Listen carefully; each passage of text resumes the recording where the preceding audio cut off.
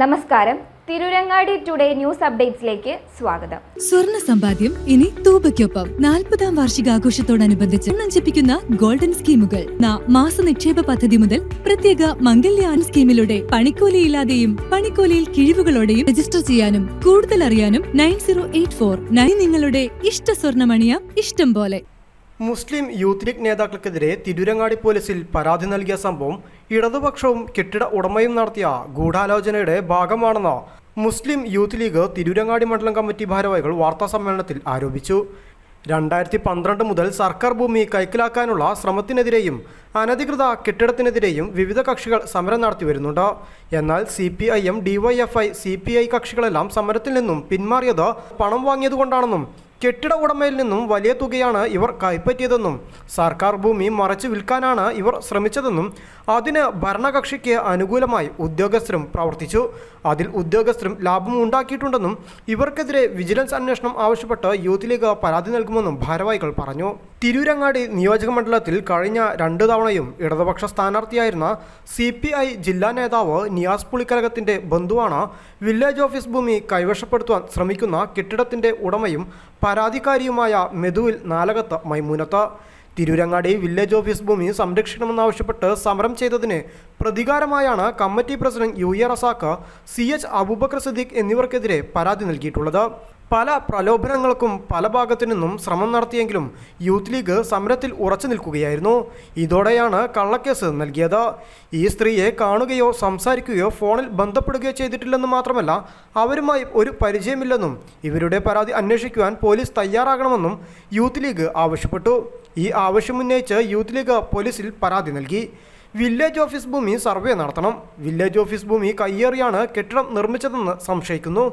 അനധികൃതമായി ഈ കെട്ടിടം പൊളിച്ച് നീക്കണമെന്നാവശ്യപ്പെട്ട് നഗരസഭയിൽ പരാതി നൽകുമെന്നും സർക്കാർ ഭൂമി സംരക്ഷിക്കുവാനുള്ള പോരാട്ടം തുടരുമെന്നും വ്യാജ പരാതി കൊണ്ടൊന്നും യൂത്ത് ലീഗിന്റെ പോരാട്ട വീര്യത്തെ കുറയ്ക്കാനാകില്ലെന്നും യൂത്ത് ലീഗ് നേതാക്കൾ പറഞ്ഞു. നിരന്തരമായി യൂത്ത് ലീഗിന്റെ പ്രസിഡന്റിനെയും അതുപോലെ തന്നെ മറ്റു ഭാരവാഹികളെയും ഈ കേസിൽ കുടുക്കുമെന്നും ആ കേസിൽ മാന്യമായ തരത്തിലുള്ള കേസല്ല, വളരെ മോശമായ പൊതുപ്രവർത്തകരെ അവരുടെ മാനഹാനി ഉണ്ടാകുന്ന തരത്തിൽ അവർക്ക് പൊതുസമൂഹത്തിൽ ഇറങ്ങി നടക്കാൻ വിധത്തിൽ പ്രയാസമുണ്ടാകുന്ന തരത്തിലുള്ള കേസിൽ അവരകപ്പെടുത്തുമെന്നും അത്തരത്തിലുള്ള ഒരു പരാതിയാണ് തിരൂരങ്ങാടി പോലീസ് സ്റ്റേഷനിൽ അവർ സമർപ്പിച്ചിട്ടുള്ളത്.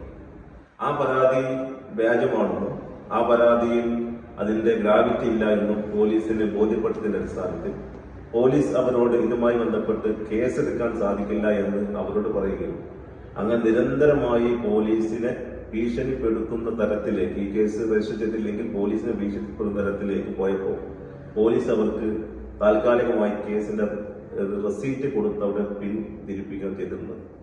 പക്ഷെ നിരന്തരമായ സമ്മർദ്ദവും മറ്റും നിലവിൽ ഈ കെട്ടിട ഉടമ എന്ന് പറയുന്ന വില്ലേജ് ഓഫീസിന്റെ ഭൂമി സ്വകാര്യ വ്യക്തി വാങ്ങി എന്ന് പറയുന്ന ആ വ്യക്തി നിരന്തരമായി അവർക്കെതിരെ വീണ്ടും കേസെടുക്കുന്ന തരത്തിലേക്ക് പ്രവർത്തിച്ചുകൊണ്ടിരിക്കുകയാണ്.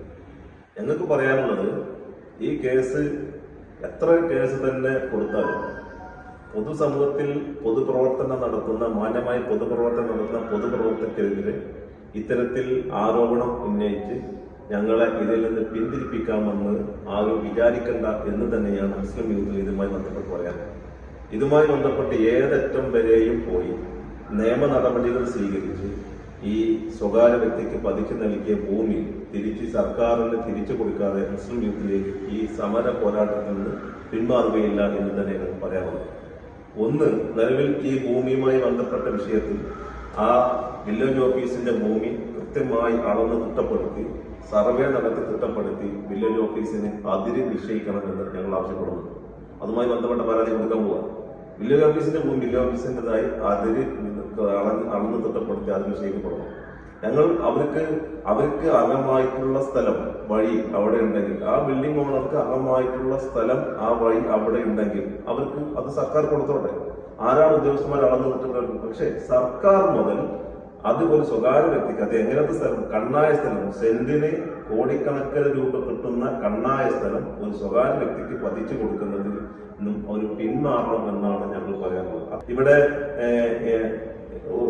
ഇതിന്റെ തുടക്കത്തിൽ യൂത്ത് ലീഗ് മാത്രമല്ലായിരുന്നു സമരത്തിലുണ്ടായിരുന്നു. ഇതിന്റെ തുടക്കത്തിൽ ഇടതുപക്ഷത്തിന്റെ CPM ഉണ്ടായിരുന്നു, CPI ഉണ്ടായിരുന്നു, ഒരുപാട് ഉത്തരവാദിത്തപ്പെട്ട രാഷ്ട്രീയ പാർട്ടിക്കാർ അവരൊക്കെ സമരം നോക്കുന്ന എങ്ങനെ പിന്മാറിയത്?